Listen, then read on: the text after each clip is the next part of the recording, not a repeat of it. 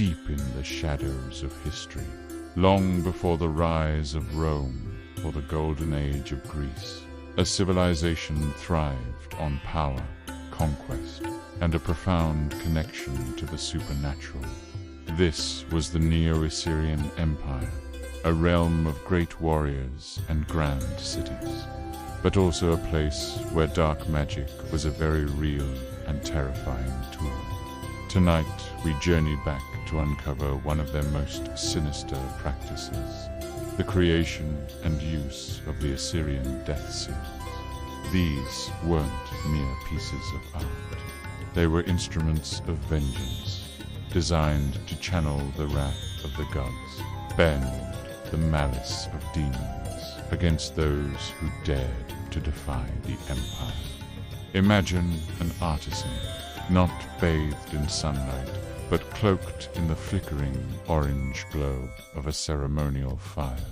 His tools are not for creating beauty, but for carving terror. In his hands, a piece of stone, perhaps obsidian, or even the polished bone of a fallen enemy, is slowly transformed. With steady pressure and meticulous care, he incises the material.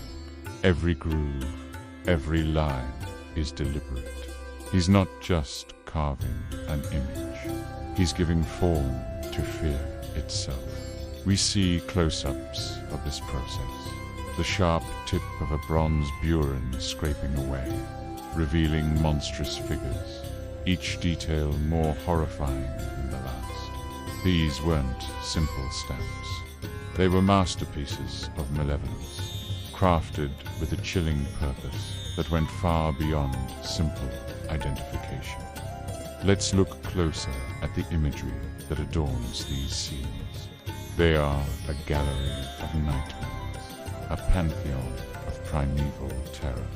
Here we see Pazuzu, the king of the wind demons, with his grotesque canine face, eagle talons, and scorpion's tail, a bringer of famine and locusts. On another, a serpent dragon, its body coiled and ready to strike, its fangs dripping with venom, symbolizing chaos and the underworld. And there, a depiction of a wrathful god, perhaps Nergal, lord of the dead, his eyes burning with fury, brandishing a mace to crush his enemies. These weren't just random monsters. Each figure was a specific entity from the Assyrian spiritual world, a demon or deity whose power could be invoked and directed. The seals acted as a direct line, a conduit to these dark forces, making them portable vessels of immense and dangerous power. Now, picture a secret chamber, hidden deep within a ziggurat or a royal palace. The air is thick with the scent of burning incense, and something else, something ancient and heavy. A high priest, his face painted with arcane symbols, presides over a solemn ritual. Before him lies a freshly prepared clay tablet, its surface wet and impressionable. He takes one of the death seals, perhaps mounted on a bronze pin, and begins to roll it firmly across the soft clay. As the seal turns, it leaves behind a repeating panorama of demonic figures and divine rage. The firelight dances across the wet impression, making the monstrous forms seem to writhe and twist as if alive. This wasn't a simple administrative act of sealing a document.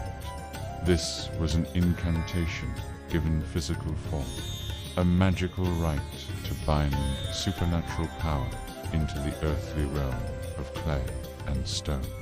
So, what was the ultimate purpose of this dark and elaborate ceremony?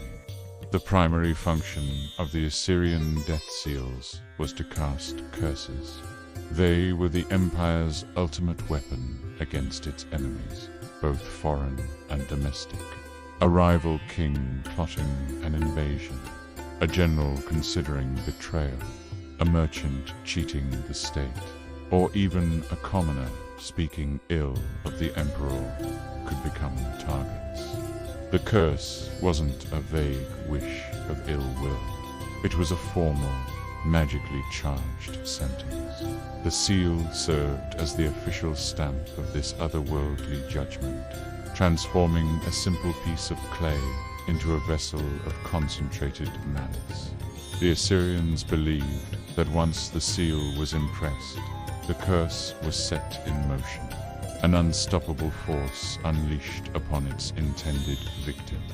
The state and the supernatural were intertwined, and justice, or rather vengeance, was meted out not just in the battlefield, but in the ritual chamber as well.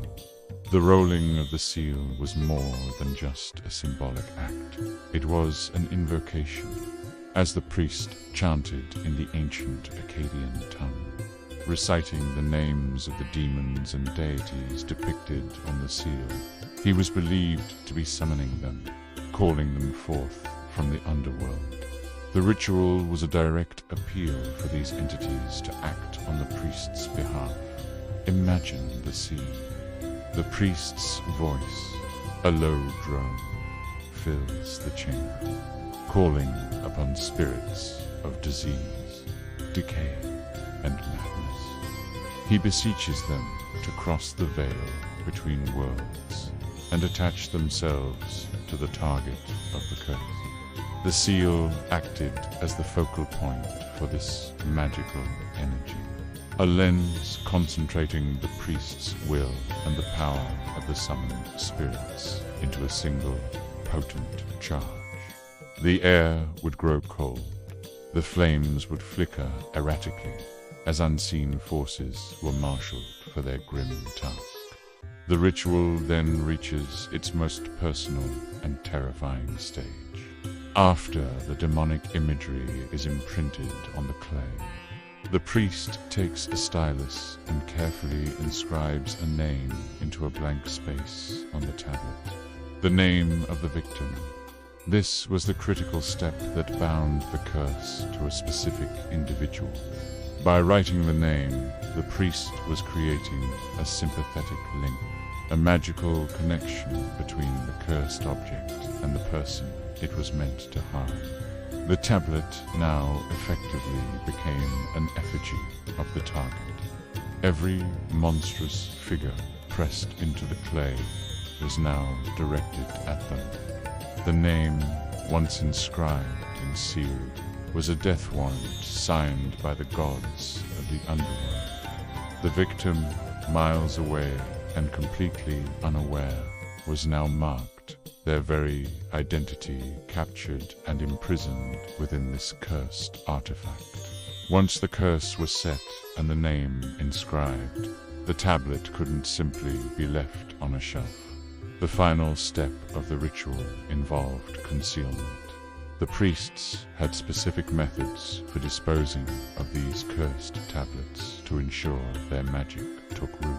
Some were taken under the cover of darkness and secretly buried in the earth near the victim's home or on a property they owned. The idea was that the curse would literally seep into the ground they walked on, poisoning their environment.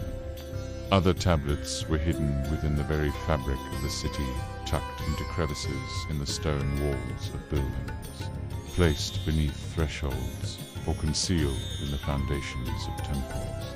This way, the curse became a permanent part of the victim's world, an unseen but ever-present source of misfortune, impossible to find and therefore impossible to break.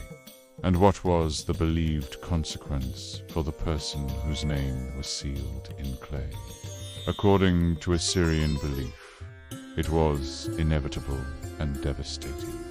The curse would manifest as a debilitating illness that doctors could not diagnose or cure, a wasting sickness that drained the life from their body. Or it might appear as a sudden and catastrophic loss of fortune. Their business would fail, their crops would wither, their family would fall into ruin.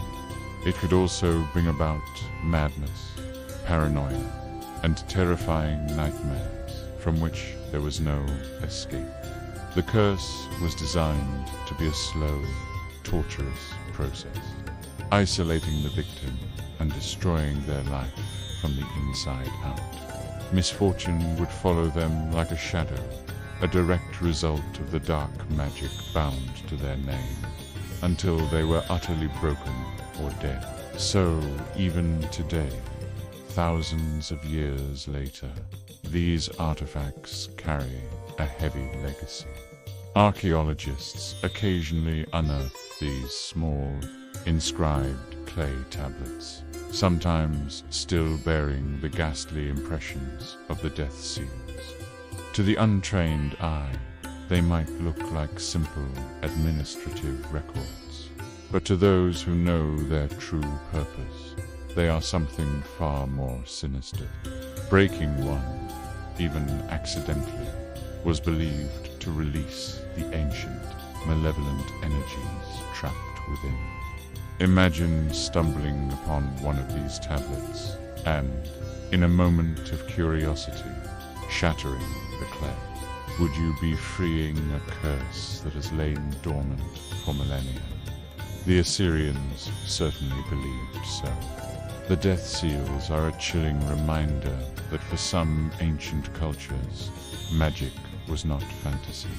It was a deadly, serious weapon, and its echoes can still be felt in the artifacts they left behind. Thank you so much for joining me on this journey into the dark heart of the Assyrian Empire. If you found this exploration of ancient curses and forbidden rituals as fascinating as I did, please hit that like button and subscribe for more dives into the hidden corners of history. And be sure to turn on notifications so you don't miss our next adventure. Let me know in the comments what ancient mystery you'd like us to uncover next. Until then, stay curious.